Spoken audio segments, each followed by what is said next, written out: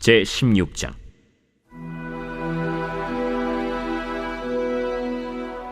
여호와의 말씀이 하나니의 아들 예후에게 임하여 바사를 꾸짖어 이르시되, 내가 너를 티끌에서 들어 내 백성 이스라엘 위에 주권자가 되게 하였거늘 네가 여로보암의 길로 행하며 내 백성 이스라엘에게 범죄하게 하여 그들의 죄로 나를 노엽게 하였은즉 내가 너 바사와 네 집을 쓸어버려 네 집이 느바세 아들 여로보암의 집같이 되게 하리니 바사에게 속한 자가 성읍에서 죽은즉 개가 먹고 그에게 속한 자가 들에서 죽은즉 공중의 새가 먹으리라.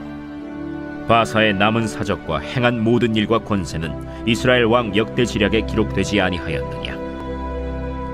바사가 그의 조상들과 함께 잠에 디르사에 장사되고 그의 아들 엘라가 대신하여 왕이 되니라. 여호와의 말씀이 하나니의 아들 선지자 예후에게도 임하사 바사와 그의 집을 꾸짖으심은 그가 여로보암의 집과 같이 여호와 보시기에 모든 악을 행하며 그의 손의 행위로 여호와를 노엽게 하였음이며 또 그의 집을 쳤음이더라. 유다의 아사왕 제26년에 바사의 아들 엘라가 디르사에서 이스라엘의 왕이 되어 2년 동안 그 왕위에 있으니라. 엘라가 디르사에 있어 왕궁 맡은 자 아르사의 집에서 마시고 취할 때 그 신하 곧 병거 절반을 통솔한 지휘관 시므리가 왕을 모반하여 시므리가 들어가서 그를 쳐 죽이고 그를 대신하여 왕이 되니 곧 유다의 아사왕 제27년이라. 시므리가 왕이 되어 왕위에 오를 때에 바사의 온 집안 사람들을 죽이되 남자는 그의 친족이든지 그의 친구든지 한 사람도 남기지 아니하고 바사의 온 집을 멸하였는데 선지자 예후를 통하여 바사를 꾸짖어 하신 여호와의 말씀같이 되었으니 이는 바사의 모든 죄와 그의 아들 엘라의 죄 때문이라. 그들이 범죄하고 또 이스라엘에게 범죄하게 하여 그들의 헛된 것들로 이스라엘의 하나님 여호와를 노하시게 하였더라. 엘라의 남은 사적과 행한 모든 일은 이스라엘 왕 역대지략에 기록되지 아니하였느냐. 유다의 아사왕 제27년에 시므리가 디르사에서 7일 동안 왕이 되니라. 그때 백성들이 블레셋 사람에게 속한 기브돈을 향하여 진을 치고 있더니 진중 백성들이 시므리가 모반하여 왕을 죽였다는 말을 들은지라. 그날에 이스라엘의 무리가 진에서 군대 지휘관 오므리를 이스라엘의 왕으로 삼음해 오므리가 이에 이스라엘의 무리를 거느리고 기브돈에서부터 올라와서 디르사를 에워쌌더라. 시므리가 성읍이 함락됨을 보고 왕궁 요새에 들어가서 왕궁에 불을 지르고 그 가운데에서 죽었으니 이는 그가 여호와 보시기에 악을 행하여 범죄하였기 때문이니라. 그가 여로보암의 길로 행하며 그가 이스라엘에게 죄를 범하게 한 그 죄 중에 행하였더라. 시므리의 남은 행위와 그가 반역한 일은 이스라엘 왕 역대지략에 기록되지 아니하였느냐. 그때 이스라엘 백성이 둘로 나뉘어 그 절반은 기나세 아들 디브니를 따라 그를 왕으로 삼으려 하고 그 절반은 오므리를 따랐더니 오므리를 따른 백성이 기나세 아들 디브니를 따른 백성을 이긴지라. 디브니가 죽음에 오므리가 왕이 되니라. 유다의 아사왕 제31년에 오므리가 이스라엘의 왕이 되어 12년 동안 왕위에 있으며 디르사에서 6년 동안 다스리니라. 그가 은 2달란트로 세멜에게서 사마리아 산을 사고 그 산 위에 성읍을 건축하고 그 건축한 성읍 이름을 그 산 주인이었던 세멜의 이름을 따라 사마리아라 일컬었더라. 오므리가 여호와 보시기에 악을 행하되 그 전에 모든 사람보다 더욱 악하게 행하여 느바세 아들 여로보암의 모든 길로 행하며 그가 이스라엘에게 죄를 범하게 한 그 죄 중에 행하여 그들의 헛된 것들로 이스라엘의 하나님 여호와를 노하시게 하였더라. 오므리가 행한 그 남은 사적과 그가 부린 권세는 이스라엘 왕 역대지략에 기록되지 아니하였느냐. 오므리가 그의 조상들과 함께 잠에 사마리아에 장사되고 그의 아들 아합이 대신하여 왕이 되니라. 유다의 아사왕 제38년에 오므리의 아들 아합이 이스라엘의 왕이 되니라. 오므리의 아들 아합이 사마리아에서 22년 동안 이스라엘을 다스리니라. 오므리의 아들 아합이 그의 이전의 모든 사람보다 여호와 보시기에 악을 더욱 행하여 느바세 아들 여로보암의 죄를 따라 행하는 것을 오히려 가볍게 여기며 시돈 사람의 왕 엣바알의 딸 이세벨을 아내로 삼고 가서 바알을 섬겨 예배하고 사마리아에 건축한 바알의 신전 안에 바알을 위하여 제단을 쌓으며 또 아세라 상을 만들었으니 그는 그 이전에 이스라엘의 모든 왕보다 심히 이스라엘 하나님 여호와를 노하시게 하였더라. 그 시대에 베델 사람 히엘이 여리고를 건축하였는데 그가 그 터를 쌓을 때 맏아들 아비람을 잃었고 그 성문을 세울 때 막내 아들 스굽을 잃었으니 여호와께서 눈의 아들 여호수아를 통하여 하신 말씀과 같이 되었더라. 새벽에도 주님의 보좌 앞으로 나오신 성도들에게 하나님의 은혜와 평강이 함께 하시기를 축원드립니다. 오늘 열왕기상 16장 말씀 함께 살펴보겠습니다. 열왕기서는 이스라엘 왕들에 대한 이야기죠. 하지만 이것은 고대 이스라엘 왕들의 역사에 대한 이야기가 아니고 왕 같은 제사장으로 부름받은 우리들을 위한 이야기임을 기억해야 합니다. 다윗이 죽은 이후에 솔로몬이 왕위에 올랐는데요. 솔로몬은 하나님을 사랑했고 다윗의 법도를 따르고 또 하나님께 예배하기를 즐겨하던 자였는데 그는 많은 여인들을 사랑하고 다윗의 법도를 잃어버리고 우상을 예배하는 자로 변질되었습니다. 그래서 하나님은 이스라엘에게 견책하심으로 두 개로 나누게 되죠. 북쪽의 10개 지파는 여로보암에게 맡겨 북이스라엘로, 남쪽의 유다 지파와 베냐민 지파는 르호보암에 맡겨서 남유다가 되었습니다. 이 두 나라를 나누신 것은 하나님의 말씀으로 돌아오게 하기 위한 목적이었는데 두 왕 모두 우상 숭배의 길로 가게 되죠. 북쪽 이스라엘 여로보암은 백성들의 마음을 얻기 위하여 편리주의를 따르다가 우상 숭배로 가게 됩니다. 두 개의 금송아지를 만들고 산당을 만들어 예루살렘에 가지 못하게 한 것이 우상 숭배의 단초가 되었죠. 또 남쪽의 르호보암은 그의 어머니가 암몬 여인이었는데 우상 숭배를 하게 되었습니다. 산당을 짓고 남색하는 자를 있게 하고 아세라상을 세우는 등 우상 숭배의 길로 가게 되지요. 이 둘 다 하나님께 옳게 평가를 받지 못하게 됩니다. 북쪽 이스라엘은 여로보암의 집이 모두 하나님께 징계를 받아 다 죽게 될 것을 예고받죠. 그 뒤에 이제 나답이 왕위에 올랐는데 그 뒤에 군대 장관이었던 바하사가 구테타를 일으켜 여로보암의 모든 집안 사람들을 다 죽이게 됩니다. 남쪽 유다에서는 비슷한 시기에 르호보암이 죽고 아비암이 왕위에 올랐는데요. 그의 어머니가 또 배후에서 우상 숭배를 조장하게 됩니다. 아비암은 3년 만에 일찍 죽습니다. 하나님께서 남유다를 지키신 것이었죠. 그 이후에 아사 왕이 왕위에 오르는데요. 성도들이 이 아사 왕을 좀 기억할 필요가 있습니다. 그가 솔로몬 이후에 처음으로 하나님의 마음에 합한 자로 칭찬을 받기 때문입니다. 역대기에 보면 이 아사 왕도 노년에 조금 부족한 모습이 보이긴 하는데요. 어쨌든 하나님께 칭찬받은 8명의 왕 중에 첫 번째로 이제 아사 왕이 등장을 합니다. 그는 그의 할머니가 우상 숭배하던 것을 다 제거해 버리죠. 그리고 할머니를 폐위시켜 버리고 아세라상도 기브론 골짜기에 가져가서 다 불태워 버리게 됩니다. 이렇게 아사 왕은 하나님께 칭찬받는 왕으로 서게 됩니다. 이제 다시 성경은 북쪽 이스라엘로 우리의 시선을 인도하는데요. 바하사 이후에 어떤 일이 벌어지는지 성경에 나와 있습니다. 아주 격변의 날들을 보내게 되는데요. 여로보암 가문을 구테타로 물리친 바하사는 하나님의 길로 행하지 아니함으로 선지자 예후에게 예언을 받게 됩니다. 이 집안 역시 여로보암처럼 다 하나님께서 징계하실 것이라는 것이죠. 바하사가 죽은 이후에 엘라가 왕이 그의 아들 엘라가 왕위에 올랐는데요. 2년을 통치하다가 병거 절반을 맡았던 지휘관 시므리에 의해서 암살을 당하고 그의 바하사 가문이 다 죽게 됩니다.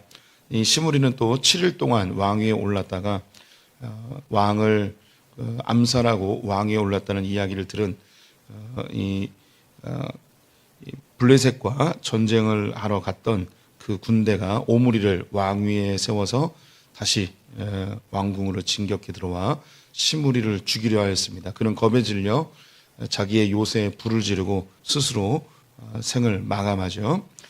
그런데 이 북이스라엘은 두 개로 나뉘어져서 절반은 디브니를 따르고 절반은 오므리를 따랐는데요. 오므리가 6년 동안 디르사에서 6년 동안 왕위에 있었다는 이야기를 하는 것으로 보아 이 두 개의 세력이 한 5, 6년 동안은 전쟁을 한 것 같습니다. 이렇게 격변의 시기를 지내다가 오므리가 디브나를 제거하고 왕위에 오르게 되었습니다. 이 오므리는 오므리 가문으로 불려지는데요. 뒤에 나오는 아합 왕의 아버지입니다. 이 오므리가 했던 행적 중에 기록되어 있는 것은 사마리아 성을 건축한 것입니다. 세멜에게서 은 2달란트로 이 산을 매입하게 되었는데요. 여기에 성을 건축하고 세멜이라는 이름을 따서 이제 사마리아라고 이름을 집니다. 히브리어는 그 세 음절로 이야기하는 것을 좋아해요. 성경에는 이제 세멜이라고 되어 있잖아요.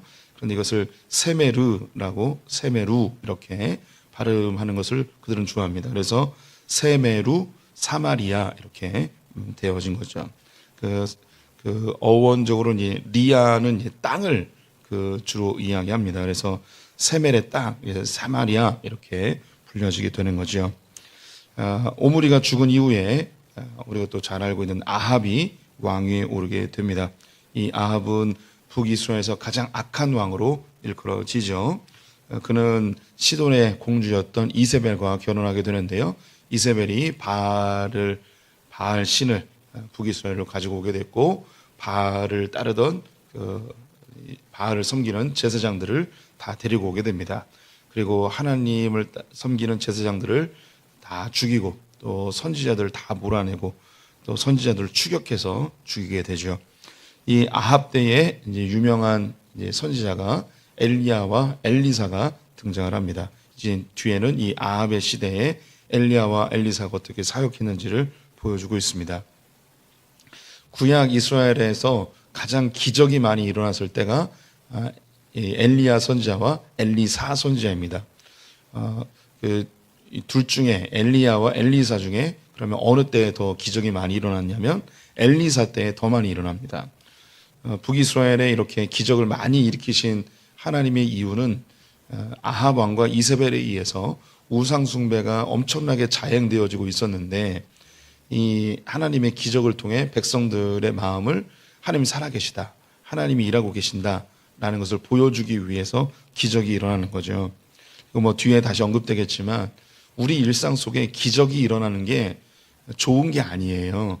우리의 삶에 기적이 없다는 것은 아주 평범하게 살아가고 있다는 것은 이렇게 뭐 단적으로 이야기하기는 그런데 잘 살고 있다는 의미입니다.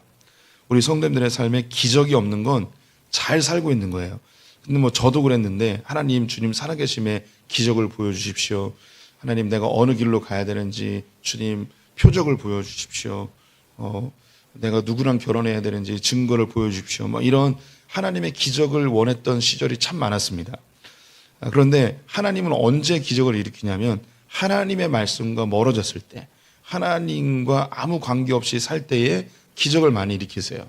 말씀이 없는 시대에 기적을 일으키시는 거죠. 지금도 선교주에서는 기적이 많이 일어나고 있습니다. 왜냐하면 말씀이 흥왕하지 아니하였기 때문에 그 하나님의 말씀을 모르고 하나님을 알지 못하는 자들에게 하나님께로 관심을 돌려야 되는데 그 도구로 기적을 사용하시는 거예요. 이것은 하나님의 질서 가운데 하나님이 특별하게 개입하셔서 질서를 약간 흩으시거나 아니면 특정하게 그 질서를 하나님의 목적을 위해서 변경시키시는 그런 일들이죠. 그래서 우리의 일상 속에 기적이 일어나지 않는 것은 잘 살고 있는 것이라고 보면 됩니다. 우리 성도님들이 삶의 위기의 순간이 있어요. 또 아주 긴급한 기도의 제목이 있어요. 내가 원하는 것은 빨리 좀 하나님이 기적을 일으켜서 이걸 좀 해결해 주시고 빨리 이걸 좀 주님께 바꿔주시고 이런 마음이 있죠. 조급한 마음이 있어요. 그런데 아무리 기도해도 하나님의 그 놀라운 표적과 기적이 일어나지 않고 있어요. 그럼 내가 하나님 편에 있고 하나님께 잘 붙어 있다면 이 기적이 없는 것을 이상히 여기지 않으셔야 됩니다. 기적이 일어나고 있지 않은 것은 내가 잘 가고 있다는 것으로 확신하셔도 됩니다. 예, 제가 좀 강하게 이야기할게요. 문제가 있는데 기적이 안 일어난다. 잘 가고 있습니다. 잘 가고 있다고 확신하십시오. 그리고 그 길을 한 걸음 한 걸음 걷다 보면 주님의 때에 주님의 방법으로 그 일을 이루어내십니다. 우리는 기적을 원하지만 하나님은 우리의 삶의 기적보다도 뭘 원하시는가? 오늘 본문에 나오는데요. 말씀대로 살아가는 걸 원하세요. 그럼 말씀대로 하나님의 말씀 내 발에 등이고 내 길에 빛이시기 때문에 내가 말씀 붙들고 하나님께 예배하면서 한 걸음 한 걸음 걸으면 아무 일도 안 일어나는 것 같지만 하나님은 그 배후에서 엄청난 일들을 행하고 계십니다. 기적이 안 일어나는데 말씀대로 살아가고 있다. 그러면 잘 살고 있는 겁니다. 오늘 16장에서 보시듯이 왕이 7일 만에 바뀌고 2년 만에 바뀌고 엄청나게 바뀌죠. 북이스라엘이 두 패로 나뉘어져서 5, 6년 동안 계속 전쟁하고 우리는 그냥 문장으로 보는데 이것을 그 몸으로 살아내는 북이스라엘 사람들 또 이것을 눈으로 봐야 되는 믿음의 사람들은 얼마나 걱정이 되고 얼마나 막 미래를 예측할 수 없는 그런 불안함과 두려움 속에 살아가고 있겠습니까? 그런데 이 16장의 1절 말씀을 보시면 여호와의 말씀이 하나니의 아들 예후에게 임하여 바하사를 꾸짖어 이르시되 라고 되어 있습니다. 또 맨 마지막 구절 34절에 후반부를 제가 읽겠습니다. 여호와께서 눈의 아들 여호수아를 통하여 하신 말씀과 같이 되었더라. 이 말씀은 아합 시절에 베델에 사는 히엘이라는 사람이 여리고성을 건축하다가 그의 큰아들과 막내아들이 건축 과정에 죽게 되죠. 그래서 이 건축을 중단해 버립니다. 왜 이런 일이 벌어졌는가? 이건 하나님이 이스라엘 백성이 가나안 땅에 들어갈 때 여리고성을 이 하루에 한 바퀴씩 7일째는 7바퀴 돌고 나팔 소리와 함께 함성을 지르니 무너졌잖아요. 하나님이 예언하셨어요. 이 성은 영원히 세워지지 않을 것이다. 성지순례에 가면요 여리고에 가게 됩니다. 그러면 옛 성터가 그대로 있어요. 그래서 역사 속에서 한 번도 이것이 세워지지 않았습니다. 이 아합 왕 때에 이 여리고성을 세우다가 아들들이 죽게 되자 중단해 버린 거예요. 지금 16장은요 예후를 통해서 바하사의 가문이 멸망할 것을 예언하셨습니다. 여호와의 말씀이 예후에게 임하시니라. 그리고 그 마지막 절이 하나님께서 여호수아에게 하신 말씀이 이루어졌더라. 이 두 개의 구절로 이 북이스라엘의 격변하는 시대를 아우르고 있습니다. 우리 눈으로 볼 때는 격변하고 하나님이 안 계시는 것 같고 왕들이 며칠 만에 뒤바뀌어 버리고 구테타가 몇 년마다 일어나고 이 시대에 살고 있으면 정신 없을 것 같아요. 오늘 본문을 보면서 지금 한국 땅을 보는 듯한 느낌이 듭니다. 대통령이 2번이나 탄핵되고 어제는 대통령 부부 둘 다 감옥에 가고 엄청나게 격변하죠. 이런 때에 우리는 혼미하고 자기가 지지하는 정당에 관계없이 하나님의 백성들은 이런 시대적 상황을 보면서 근심할 수밖에 없고요. 기도하게 됩니다. 하나님이 계시는가? 하나님이 이 세상을 사랑하시는가? 막 이런 생각이 들죠. 이러다가 교회가 망하는 건 아닌가? 막 이 불안함도 듭니다. 이런 시대에 오늘 이 본문이 우리에게 보여주고 있는 거죠. 이렇게 격변하는 시대에도 하나님의 말씀은 여전히 운행하고 있고 하나님이 여전히 역사하고 있고 우리의 눈에 보이지 않는 그 이면에서 하나님의 말씀대로 운행되어지는 하나님의 말씀대로 이루어져가는 이스라엘 역사를 우리에게 보여주고 있습니다. 그 뒤에 이제 엘리야와 엘리사 때에 보시게 될 텐데 이렇게 하나님의 말씀이 여전히 운행하고 있지만 백성들은 하나님의 말씀에 관심이 없을 때 그때 뭐가 일어나는 거냐면 기적들이 일어나게 되는 거죠. 우리 성도님들의 삶에 급변하는 경제적인 어려움이 있을 수도 있고요. 자녀들이 문제가 일어날 수도 있고 육체의 질병이 생길 수도 있고 어쩌면 내 신앙의 기반이 흔들릴 정도로 교회가 폭풍우 가운데 휘몰아치는 경우도 있을 수 있습니다.